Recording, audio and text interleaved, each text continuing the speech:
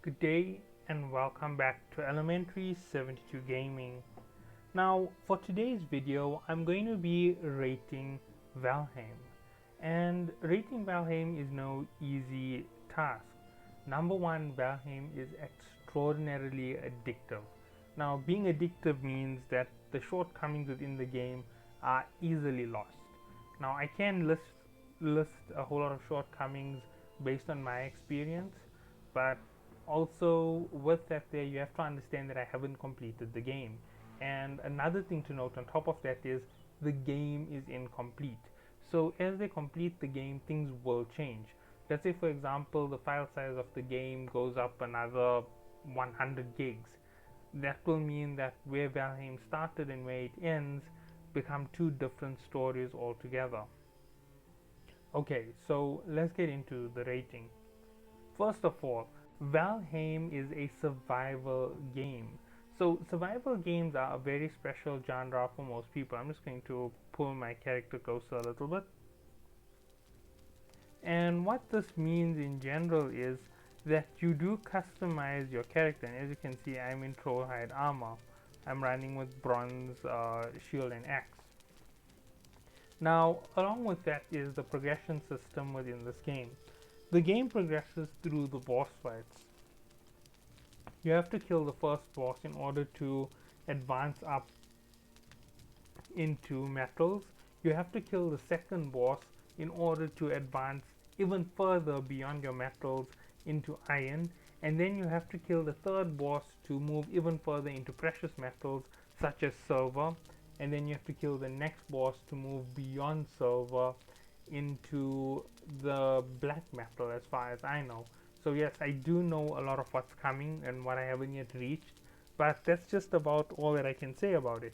I don't know everything in detail. So here are the shortcomings in terms of the progression system. Progression is locked behind bosses. You can't over prep and easy mode all the bosses. You have to prep and fight them one at a time. So if you do the game in the right manner, it's going to be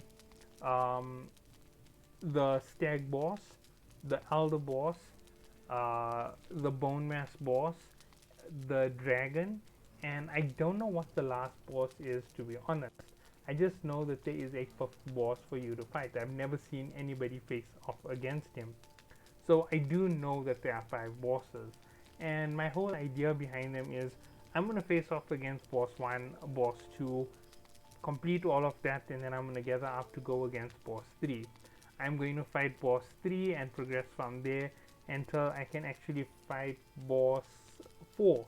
Then once I have progressed through boss 4, I know that I'm going to have the best of my bows and some of my armor is going to start reaching max level. Then finally I will hit boss 4 completed, and that's when I'm going to get into black metal. And then once I'm done with the black metal, I complete boss 5 and I upgrade to another tier altogether. And I don't know what's in that tier, I don't know what's going to be there. And as this game is still not complete, remember this is open beta, basically not open beta, early access, that's what it is. It's early access while in production. We are 5 of 9 bosses down through Valheim, and if the rest of those bosses come out, it'll be 4 additional bosses to add to it.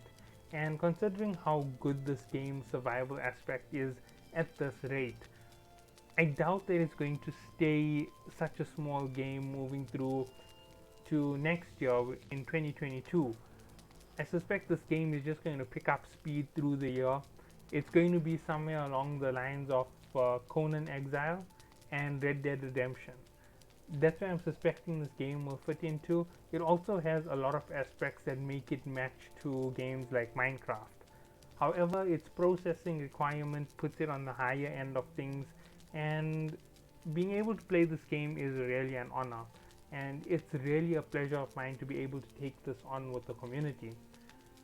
So let's go with other aspects of the game that need to be discussed in particular when it comes to the game. The various civilizations that you face off against in the start, you face off against greylings and forest animals. So you're going to face off against boars, necks, and greylings. they're your first enemy to face off in the rock technology. So that is where you start off. That is the simplest phase, and it's an easy whack through, and you're done with it. Moving up from that, the next level of enemies, once you have finally gotten through the first boss, is skeletons, greylings, grey dwarves, and trolls. So that is what you reach on your second strain, and that makes your battle a little bit more difficult. And once you move on from there, if I am correct, which is what I have just done, you enter into the third strain of enemies, which will give you slimes, droggers, and that is the next two that come in when you enter into swamps. And moving past the swamps is the hardest biome in the game, which is playable, and that is going to be your plains. Now there are other biomes, and there are two other enemies who I'm not talking about. Sorry, wait, not plains, it's the snow after that there, where there are drakes, and there are also, what was it, wolves, both of which are very powerful enemies that you have to defeat in order to progress through to the plains. In the plains are death skeetos and the goblins. Now the goblins come with their own variants within their tribe. They are a very powerful clan, and I would say that they are about double the power of a troll. So that's where you should be thinking of them. Sorry. Okay, so yeah, that's exactly how I describe the enemies that I'm about to face off against.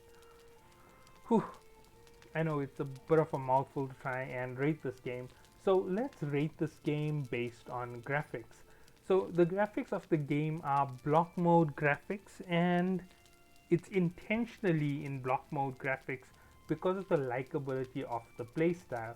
Now, in no way does that take away from the fact that you can play this here in full HD. I don't know if you can play it in Ultra HD or 4K, but I know you can go full HD with this game, and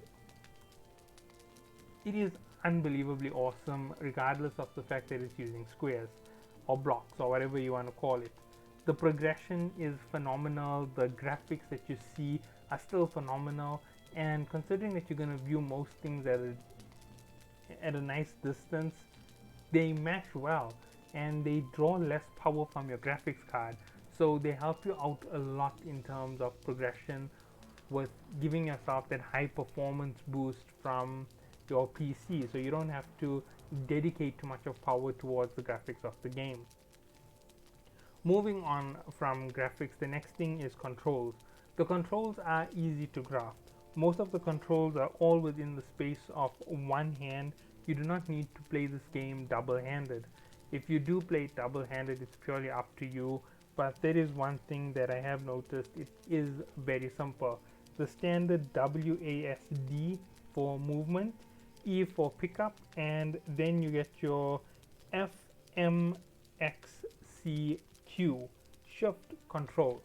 Standard controls for most games, everybody uses them, they are all in the game. I might be missing a few markers or other type of controls, but those are beyond the regular basics that you need to know for the game. So moving on from there, let's talk about the actual gameplay, the addictive level of this game. This game is unbelievably addictive.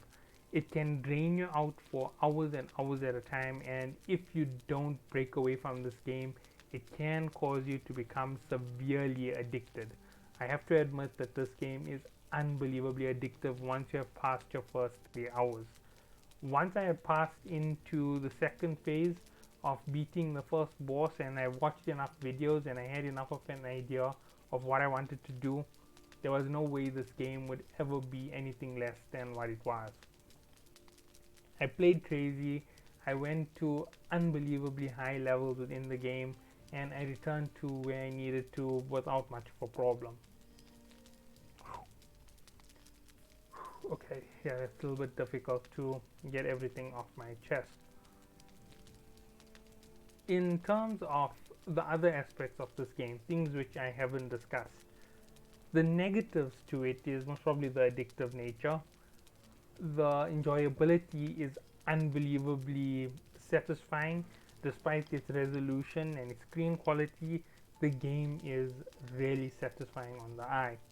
The mechanics are satisfying, they make sense, they don't make you get that super ragey hardcore feel to it. It is a hardcore game if you play it hardcore, it is simple if you play it simple. One of the things that it lacks is a rideable tame, and that might come out in the future.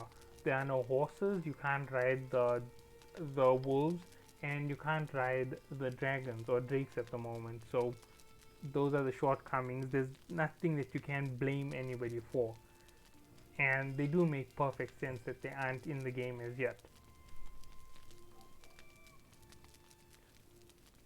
So yeah, that's just about the basics, and that is the way that I see Valheim. If you are about to purchase this game, yes, it is a fantastic investment. It's going to eat about 2 to 3 months of your life playing it for the first time. I have to say that I am not yet done with this game. This is just my first run through. When I have improved my PC, I'm going to take a second and a third run through, possibly even a fourth. And if I upgrade even further, I might actually try out a mod, because mods always make games a little bit more interesting, and that might be something for the future.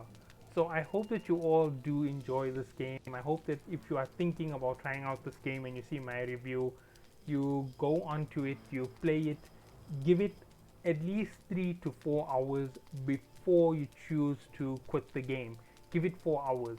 Play, progress a little bit, kill your first boss, and head in till you fight your first troll.